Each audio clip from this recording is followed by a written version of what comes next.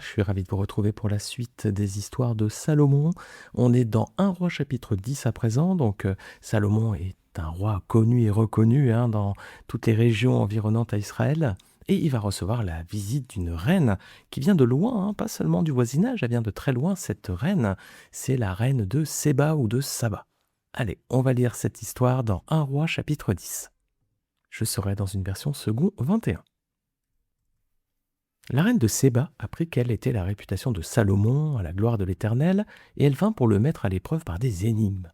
Elle arriva à Jérusalem avec une suite très nombreuse, avec des chameaux chargés d'aromates, d'or en très grande quantité et de pierres précieuses. Elle se rendit auprès de Salomon et lui exposa toutes ses réflexions. Salomon répondit à toutes ses questions. Il n'eut aucun mystère pour le roi, il lui expliqua tout. La reine de Séba vit toute la sagesse de Salomon, le palais qu'il avait construit, les plats servis à sa table, le lieu d'habitation de ses serviteurs, les fonctions et les tenues de ceux qui le servaient, ses responsables des boissons ainsi que les holocaustes qu'il offrait dans la maison de l'Éternel. Elle en eut le souffle coupé et dit au roi : « C'était donc vrai ce que j'ai appris dans mon pays au sujet de ta situation, de ta sagesse ? Je ne croyais pas avant de venir et de le voir de mes yeux. Et l'on ne m'en avait même pas raconté la moitié. Tu as plus de sagesse et de prospérité que je ne l'avais appris par la rumeur. Heureux tes hommes, heureux tes serviteurs, puisqu'ils sont constamment devant toi et peuvent bénéficier de ta sagesse. Béni soit l'Éternel ton Dieu, qui t'a choisi pour te placer sur le trône d'Israël. C'est parce que l'Éternel aime éternellement Israël qu'il t'a établi roi pour que tu exerces le droit et la justice. » Elle donna au roi plus de 3,5 tonnes d'or, une très grande quantité d'aromates et des pierres précieuses. Il ne vint plus autant d'aromates que la reine de Séba en donna au roi Salomon. Les bateaux de Hiram, qui rapportèrent de l'or d'Ophir, amenèrent aussi une grande quantité de bois de santal et des pierres précieuses. Avec ce bois de santal, le roi fit des balustrades pour la maison de l'Éternel et pour le palais royal, ainsi que des harpes et des luttes pour les musiciens. Il ne vint plus de ce bois de santal, et l'on n'en a plus vu jusqu'à aujourd'hui. Le roi Salomon donna à la reine de Séba tout ce qu'elle désira, ce qu'elle demanda, et lui fit en outre des cadeaux dignes d'un roi tel que lui. Puis elle repartit et rentra dans son pays avec ses serviteurs. Le poids de l'or qui arrivait chez Salomon chaque année était de près de 20 tonnes, en plus de ce qu'il retirait des négociants et du trafic commercial, ainsi que de tous les rois d'Arabie et des gouverneurs du pays. Le roi Salomon fit 200 grands boucliers en or battu, pour chacun desquels il employa 7 kilos d'or, et 300 autres boucliers en or battu, pour chacun desquels il employa près de 2 kilos d'or. Il les plaça dans la maison de la forêt du Liban. Le roi fit aussi un grand trône en ivoire et il le couvrit d'or pur. Ce trône avait 6 marches et son dossier était arrondi par derrière. Il y avait des bras de chaque côté du siège, 2 lions se trouvaient près des bras et 12 lions sur les 6 marches de chaque côté. On n'a rien fait de pareil pour aucun royaume. Toutes les coupes du roi Salomon étaient en or et toute la vaisselle de la maison de la forêt du Liban était en or pur. Rien n'était en argent, on n'en faisait aucun cas à l'époque de Salomon. En effet, le roi avait des bateaux long courriers en mer avec ceux du Hiram. Tous les 3 ans, les bateaux long courriers arrivaient, chargés d'or, d'argent, d'ivoire, de singe et de pain. Le roi Salomon dépassa tous les rois de la terre par ses richesses et sa sagesse. Tout le monde cherchait à le voir pour bénéficier de la sagesse que Dieu lui avait donnée. Et chacun apportait son cadeau. Des objets en argent et en or, des habits, des armes, des aromates, des chevaux et des mulets. Cela se passait de cette manière chaque année. Salomon réunit des chars et de la cavalerie. Il avait 1400 chars et 12 000 cavaliers, qu'il plaça dans les villes où il gardait ses chars et à Jérusalem près de lui. Le roi rendit l'argent aussi commun à Jérusalem que les pierres, et les cèdres aussi nombreux que les sycomores qui poussent dans la plaine. C'était en Égypte que Salomon achetait ses chevaux. Une caravane de marchands du roi allait les chercher par groupe à un prix fixe. Il fallait 600 pièces d'argent pour faire venir un char d'Égypte et 150 pièces pour un cheval. Ils en ramenaient de même pour tous les rois des Hittites et pour les rois de Syrie. Et on va regarder à présent dans le détail cette belle histoire. Alors, la reine de Séba ou de Saba, versets 1 et 2, qu'est-ce qu'on sait sur elle ? Alors, il y a peu de choses finalement concernant son identité. On ne sait pas son âge, on ne sait même pas son nom. On sait juste que c'est la reine d'un royaume appelé donc Saba ou Séba. Alors, on connaît aussi le but de sa visite, et on comprend également que son pays était plutôt riche et prospère. Alors, ce royaume de Saba ou de Séba, sa localisation reste incertaine. A priori, d'après les spécialistes, les historiens, ce serait situé dans le Yémen actuel. Pour d'autres, ce serait plutôt en Éthiopie. Voilà. Et d'après ceux qui soutiennent cette thèse, ce peuple serait en fait issu de la descendance de Cham, le fils de Noé, qui était aussi l'ancêtre des Cananéens. Regardez avec moi, Genèse 10, versets 6 à 7. Les fils de Cham furent Cush, Misraïm, Puf et Canaan. Et les fils de Cush, Saba, Havila, Sabta, Raïma et Sabteka. Les fils de Réama, Séba et Dedan. Donc ici on a Cham qui a 4 enfants, Cush, Misraïm, Puf et Canaan. Et les enfants de Cush, le premier serait Saba, donc qui serait l'ancêtre du peuple de cette reine. Alors cette souveraine, elle n'arrive pas seule les mains vides, elle est bien élevée, donc elle arrive avec beaucoup de cadeaux et elle est accompagnée d'une suite très nombreuse. Il y a des chameaux qui sont chargés d'aromates, il y a de l'or en très grande quantité, il y a des pierres précieuses, donc elle n'était pas souveraine d'un petit pays sans puissance ni richesse. C'est un royaume assez fort et assez riche. Alors on sait donc le but de cette visite, verset 1. Elle a entendu parler de la réputation du roi et elle vient pour le mettre à l'épreuve par des énigmes. Alors c'était une pratique qui existait déjà à l'époque des juges. Rappelez-vous, lorsqu'on avait étudié ensemble l'histoire de Samson, vous pouvez relire le livre des Juges, chapitres 13 à 16. Et on peut regarder aussi dans Juges 14, verset 12, on voit que Samson leur dit « Je vais vous proposer une énigme. Si vous réussissez à m'en donner l'explication au cours des 7 jours du festin, si vous la découvrez, je vous donnerai 30 chemises et 30 vêtements de rechange. » Voilà. Cette énigme va donner lieu ensuite à des conflits et à une tragédie par la suite. Donc c'était une coutume de proposer des énigmes. Voilà, c'était quelque chose qui se faisait beaucoup visiblement à cette époque. Versets 2 à 3, dès qu'elle arrive en présence du roi, elle lui expose donc toutes ses réflexions et aucune question n'est assez difficile pour Salomon, il a réponse à tout. Alors, ça ne s'arrête pas là, il lui fait aussi la visite. Versets 4 à 5, elle est subjuguée parce qu'elle voit. Tout d'abord, elle est subjuguée par la grande sagesse du roi, verset 4, mais aussi par son palais, le faste de sa cour, verset 5, les holocaustes qu'il offre dans le temple, verset 5, et elle est éblouie, le texte précise qu'elle en eut le souffle coupé. Imaginez les amis, quelque chose qui vous éblouit tellement, voilà, vous n'avez plus de souffle, quoi. Elle a été vraiment impressionnée. Ce qu'elle voit dépasse ce qu'elle avait entendu imaginer. Versets 6 et 7, on lit, elle dit au roi, « C'était donc vrai ce que j'ai appris dans mon pays au sujet de ta situation, de ta sagesse. Je ne croyais pas avant de venir et de voir de mes yeux. Et l'on ne m'en avait même pas raconté la moitié. Tu as plus de sagesse et de prospérité que je ne l'avais appris par la rumeur. » Il y avait déjà une rumeur, mais voir Salomon en vrai, avec toute sa cour et toute cette faste, c'était encore beaucoup plus impressionnant. Alors, elle envie l'entourage du roi, verset 8, elle nomme heureux ceux qui le côtoient car ils peuvent bénéficier de sa grande sagesse. Et verset 9, encore plus beau, elle loue l'Éternel. Béni soit l'Éternel ton Dieu qui t'a choisi pour te placer sur le trône d'Israël. C'est parce que l'Éternel aime éternellement Israël qu'il t'a établi roi pour que tu exerces le droit et la justice. Alors ça ne signifie pas de source sûre qu'elle soit convertie, qu'elle se soit convertie au Dieu d'Israël. C'est une formule qui était souvent utilisée pour louer la divinité d'un autre souverain à cette époque. Alors une fois que la reine de Saba est complètement subjuguée, une fois que tous les événements se mettent en place, ça va être l'échange de cadeaux. Versets 10 à 12, elle lui fait de somptueux cadeaux à Salomon. Elle lui offre plus de 3,5 tonnes d'or, vous imaginez, même pour l'époque c'était colossal, une très grande quantité d'aromates et des pierres précieuses. Waouh, c'est un trésor qu'elle lui offre là.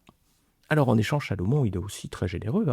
Il lui donne, je cite, tout ce qu'elle désira, ce qu'elle demanda. Il lui fit en outre des cadeaux dignes d'un roi tel que lui. Alors vu le faste inégalé de Salomon, il est clair qu'elle est repartie avec des présents encore plus somptueux que ceux qu'elle avait faits au monarque d'Israël. Alors le texte poursuit ensuite en mettant en avant la richesse de Salomon, le faste de son règne. Versets 14 à 15. Il n'est pas seulement sage, Salomon, il se démarque également par cette opulence. Il recevait chaque année 20 tonnes d'or. Vous imaginez, 20 tonnes, on remplirait les coffres de la Banque de France avec tout ça. Il collectait également de nombreux impôts, des contributions du commerce ou des autres souverains. Il y avait des impôts qui rentraient là, en bloc. Là encore, on pourrait remplir les coffres de la Banque de France avec tout ça. Alors toute cette grande quantité d'or, ça servait le faste de sa cour, la gloire de son règne. Ça servait notamment, on le voit ici, versets 16 et 17, à faire des boucliers pour orner l'intérieur de la maison de la forêt du Liban. Il y avait également un trône fastueux, un trône magnifique, là, le texte dit, qui n'avait pas d'équivalent dans les autres royaumes. Et puis même la vaisselle du roi et de la cour, tout ça c'était en or, ça devait être très impressionnant. Et ça s'arrête pas là les amis, n'en jetez plus, il y en a encore. Ces bateaux et ceux d'Hiram rapportaient de nombreux biens dans leurs expéditions chaque année. Il y avait de l'or, de l'argent, de l'ivoire, des singes, des paons. Voilà. Alors effectivement, le faste de Salomon a été, nous dit le texte, inégalé, et on l'imagine bien ici. Tout ça, évidemment, les peuples autour l'entendait, hein, donc il venait comme la reine de Saba, et on lit versets 24 à 25, que tous ceux qui venaient le voir apportaient également des présents, hein, comme des objets en or et argent, des habits, des armes, des aromates, des chevaux, des mulets. Le règne de Salomon, hein, a vraiment été marqué par cette grande abondance, cette richesse incomparable. Et aujourd'hui encore, quand on pense à Salomon, on pense sagesse et richesse, hein. C'est vraiment le roi le plus grand, hein, de peut-être de toute l'histoire d'humanité. En tout cas, celui qui est resté dans l'histoire, hein, avec cette image, hein, et ce qualificatif. Alors Salomon, il va aussi réunir une grande cavalerie à partir des versets 26 jusqu'à 29. Là, on voit qu'il avait 1400 chars, 12 000 cavaliers, et le roi achetait donc ses chars et ses chevaux en Égypte. Alors on a même les prix, hein, versets 28 et 29, on voit que c'était en Égypte que Salomon achetait ses chevaux, une caravane de marchands du roi allait les chercher par groupe à un prix fixe. Il fallait 600 pièces d'argent pour faire venir un char d'Égypte et 150 pièces pour un cheval. Alors les amis, beaucoup de richesse, beaucoup d'opulence, beaucoup d'abondance. Mais tout ça, les amis, ça peut être un piège, hein. Regardez ce que nous dit 1 Timothée 6, verset 10. Car l'amour de l'argent est une racine de tous les maux. Et quelques-uns, en étant possédés, se sont égarés loin de la foi, et se sont jetés eux-mêmes dans bien des tourments. Alors bah oui, Salomon, malgré sa grande sagesse, ne va pas être à l'abri de la chute, hein, et on va voir dans les prochains épisodes la déchéance de Salomon finalement également, hein, qui sera notamment occasionnée à cause du grand nombre de femmes qu'avait le roi. Alors ici pour l'instant, on n'a pas encore le harem de Salomon, il va arriver bientôt, on a juste la visite d'une reine, la reine de Saba. Et donc, ce sont les deux personnages principaux de ce chapitre, Salomon et cette reine. Alors, ils sont tous les deux ici une très belle représentation analogique. Salomon, il préfigure dans ce chapitre, on pourrait dire, Jésus-Christ. Pourquoi ? Parce que c'est un roi de paix. Hein, Salomon, c'est le roi de paix. Il est le monarque d'un État, hein, qui n'est pas en guerre, qui n'est plus en conflit. C'est la paix aussi qui règne sur son royaume. Et c'est à l'image de Jésus-Christ qui est également un souverain de paix. Ésaïe 9, verset 5. En effet, un enfant nous est né, un fils nous a été donné, et la souveraineté reposera sur son épaule. On l'appellera merveilleux conseiller, Dieu puissant, Père éternel, prince de la paix. Voilà. Salomon, roi de paix. Jésus, également souverain de paix. Alors, Salomon, c'est un roi glorieux ici, c'est le roi le plus grand, hein, de toute la région, et même de toute cette époque. Et Jésus, lui, c'est un roi glorieux, hein, mais encore beaucoup plus, parce que Jésus, c'est le roi des rois et le seigneur des seigneurs. Regardez Apocalypse 19, verset 6. Il avait sur son vêtement et sur sa cuisse un nom écrit « Roi des rois et Seigneur des seigneurs ». Les amis, quel titre est plus glorieux ? Est-ce que Salomon était le roi des rois et le seigneur des seigneurs ? Non, il était roi d'Israël, et il avait la souveraineté sur quelques territoires autour, mais Jésus, c'est le roi de tous les rois de la terre. Donc il est au-dessus de Salomon, et c'est également le Seigneur de tous les seigneurs. Voilà. Alors les amis, quel titre plus glorieux que celui de notre Seigneur Jésus-Christ. Alors la réputation pour la sagesse de Salomon, elle allait au-delà des frontières de son royaume, hein, jusqu'à des contrées éloignées, comme celle de la reine de Saba. Eh bien aujourd'hui, la sagesse de Jésus-Christ, les amis, elle est connue sur tous les continents, hein, sur toute la planète entière. Hein. Pour Salomon, c'était les territoires qui l'entouraient jusqu'à une certaine limite, hein, en Amérique du Sud ou en Australie. On ne connaissait sans doute pas Salomon à l'époque. Hein. Mais pour Jésus, les amis, vous pouvez aller même sur les îles éloignées. Les êtres humains aujourd'hui connaissent globalement Jésus-Christ, même s'il reste, hélas encore les amis, des contrées, hein, un peu inaccessibles à évangéliser. Prions d'ailleurs pour l'évangélisation de ces territoires les plus éloignés et les plus inaccessibles souvent. Donc Salomon, sa réputation était connue, hein, au-delà de son royaume, mais Jésus, ça va encore plus loin bien sûr. Et enfin, Salomon était capable de répondre à toutes les énigmes qu'on lui posait. Les Juifs de son temps n'ont jamais réussi non plus à piéger Jésus. Hein. Si vous connaissez les évangiles, vous pouvez les relire à cette occasion. Ils essayaient de lui poser des énigmes tout le temps, de le faire chuter. Le Seigneur avait réponse à tout. Il leur faisait fermer le bec, comme on dit. Les Juifs n'osaient même plus. Hein. On lit que les pharisiens, les Juifs, etc., n'osaient même plus lui poser des questions. Donc Jésus avait vraiment la réponse à tout parce qu'il était lui-même sagesse de Dieu, bien sûr. Alors, ça c'est Salomon qui préfigure Jésus-Christ. Et la reine de Saba, à votre avis, qui est-ce qu'elle préfigure, cette reine de Saba ? À votre avis ? Allez, je vous laisse quelques secondes pour réfléchir, vous avez peut-être déjà trouvé. Hein. Salomon, c'est Jésus-Christ, la reine de Saba, qui vient voir Salomon parce qu'elle a plein de questions à lui poser. Ce serait qui ?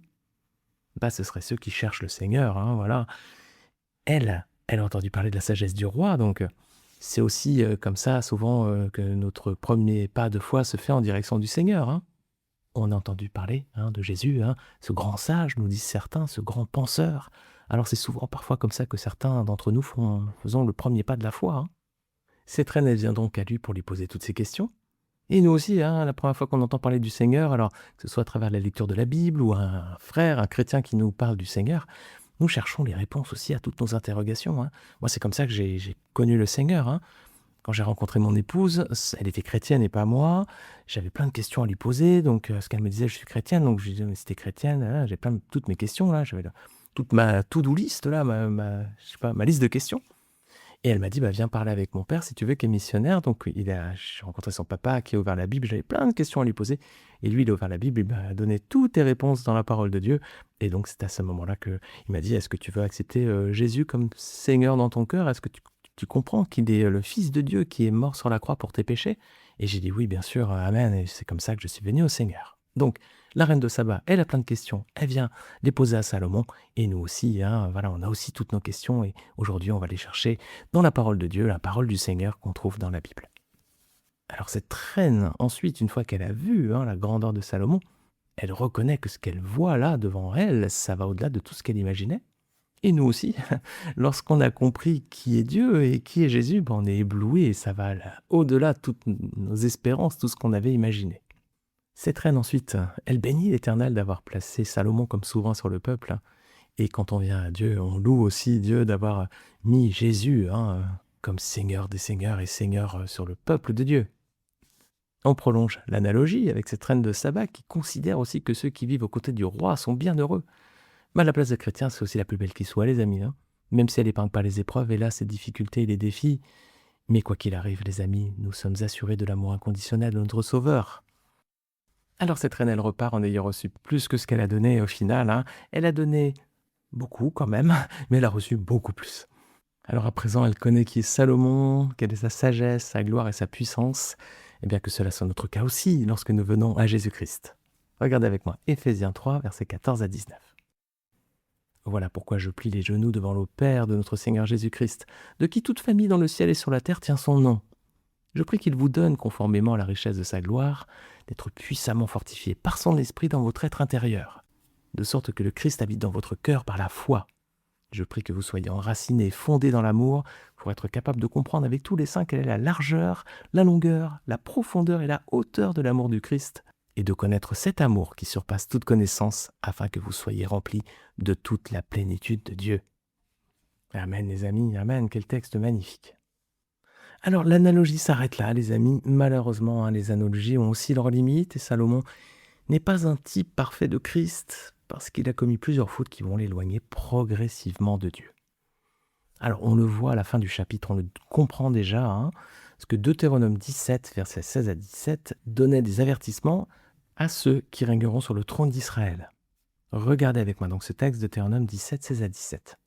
Voilà, c'est une prédisposition. Dieu avait dit à Moïse, quand vous allez arriver en Canaan, et à un moment vous allez demander à avoir un souverain, un roi au-dessus de vous. Et donc il avait donné des consignes, le Seigneur l'avait prévu.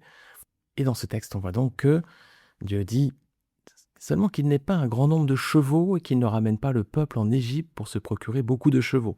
Car l'Éternel vous a dit, vous ne retournerez plus par ce chemin-là. Qu'il n'ait pas un grand nombre de femmes, afin que son cœur ne se détourne pas de l'Éternel et qu'il n'accumule pas l'argent et l'or. Donc ici 3 points. Le futur roi ne devait pas avoir un grand nombre de chevaux, ne pas aller les chercher en Égypte, ni prendre un grand nombre de femmes parce qu'elles pourraient le détourner de Dieu, et enfin il ne devait pas accumuler l'argent et l'or.